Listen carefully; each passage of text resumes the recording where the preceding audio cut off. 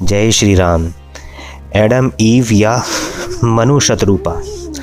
पाश्चात्य सिद्धांत में पृथ्वी पर पहले पुरुष और स्त्री का नाम एडम ईव था, परंतु हमारे सनातन में वे कौन थे जो प्रथम पुरुष और प्रथम स्त्री के नाम से जाने जाते हैं। तो ये तो सब जानते हैं कि मनु प्रथम पुरुष थे, परंतु स्त्री कौन थी? स्त्री थी शतरूपा। तो ब्रह्मा जी ने मनु को रुद्र अंश से प्रकट किया और मानसिक रूप से शतरूपा को प्रकट किया। तो जो शतरूपा थी वह शक्ति का प्रतीक है। तो नारी को इसीलिए शक्ति का प्रतीक है, ऊर्जा से उनका निर्माण हुआ है। ऊर्जा ही संचालित होती है नारी में और ऊर्जा ही पूरी ब्रह्मांड का सृष्टि का केंद्र है। तो ब्रह्मा जी ने इस प्रकार मनु और शतरूपा को प्रकट किया। अब आगे का वृतांत यह है कि लोग ये कहेंगे कि हमारे सनातन में फिर क्या इन दोनों के बच्चों ने ही आपस में शादियां कर ली? जी नहीं, बिल्कुल नहीं।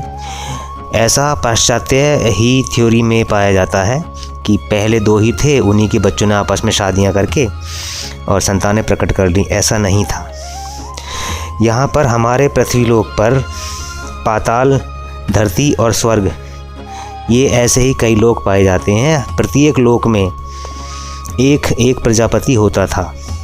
तो इस प्रकार से ब्रह्मा जी ने जब इन्हें प्रकट किया तो इनकी जो संतानें हुईं, तो उनकी संतानों के नाम इस प्रकार हैं। दो पुत्र हुए जिनका नाम था प्रियव्रत, और इन्हीं प्रियव्रत का विवाह विश्वकर्मा की पुत्री से हुआ था। दूसरे उत्तानपाद, इनकी दो पत्नियां थी, सुनीति और सुरुचि। सुनीति से ध्रुव हुए थे। ध्रुव की कहानी तो आप सभी लोग जानते ही होंगे। और जो पुत्रियां थीं उनका नाम, तीन पुत्रियां थीं, आकुति, देवहूति और प्रसूति।